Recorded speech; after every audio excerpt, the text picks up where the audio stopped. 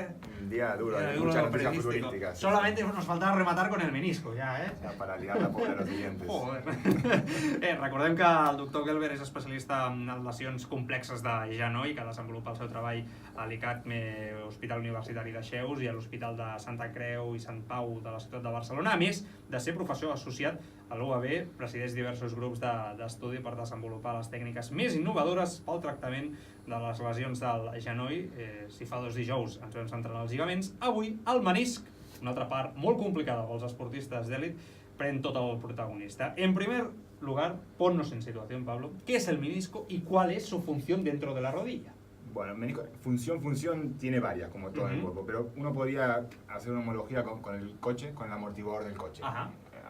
A pesar que, insisto, tiene muchas funciones, sobre todo la función es amortiguar la carga, amortiguar la presión. Tengo aquí también Kaká, ¿no? Por ejemplo, en el Mundial del 2010, sí, ¿no? Zaza del Valencia también. Sí. No, y además el problema, si coses, que además lo que llamamos es funcionalmente, si tú coses, va a ir mejor, va a estar mejor. Claro. Pero tienes el hándicap de mucha espera. Y además, que si tú lo coses, está la posibilidad siempre de que esa costura, que esa sutura, falle. O sea que igual lo tienes 4 o 5 meses recuperándose por una sutura meniscal, una reparación, y de repente empieza a volver y ¡pum! Y se va todo, y ahí lo tienes que quitar. O sea que igual se tiró un año. Claro, y ¿no? porque ahora estoy leyendo, Thiago, por ejemplo, se rompe el menisco, Sí. se recupera, pero después sufre el rotura de ligamentos en las 2 rodillas. Sí. Cuerpo a girar y normalmente sí, porque el menisco es un amortiguador, pero a diferencia del coche es un amortiguador dinámico, por así se va acomodando entre el hueso de arriba y el hueso de abajo, que se va moviendo para un lado para el otro, y es como una especie de gelatina que va hacia un lado y hacia el otro amortiguando los golpes. En ese movimiento gelatinoso, por decir así, entre un lado y el otro, a veces puede quedar aprisionado, pinzado entre el hueso de arriba y abajo y ¡pam! Escuchándote me parece mucho más. Siempre hay que operarles. ¿Qué siente un deportista cuando se lesiona el menisco? También es un poco variable. Normalmente también el típico escenario es haciendo un poco de deporte, haciendo un crujido, un crack en la rodilla un poco raro, que le empieza a molestar, pero no es como el ligamento que automáticamente se cae al suelo, se le hincha la rodilla, empieza a doler, que no puede, que se le va la... Aquí lo normal, insisto, es muy variable, lo normal es que siente ese crujido, un poquito de molestia. Pero puedes ir siguiendo. Puedes seguir, esto también depende del aguante que tengas, de la oxitocina, de si está en la final de la Copa del Mundo o si está en una pachanga entre solteros y casados.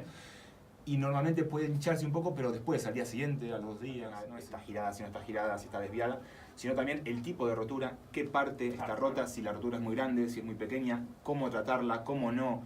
¿Qué quiere el paciente, qué no quiere? El ligamento está roto, hay que saber, por supuesto, una técnica precisa quirúrgica, pero más o menos una vez que se domina siempre lo mismo. En cambio aquí se requiere de un conocimiento un poquito más amplio. Hay un diagnóstico cerrado, entonces. En absoluto.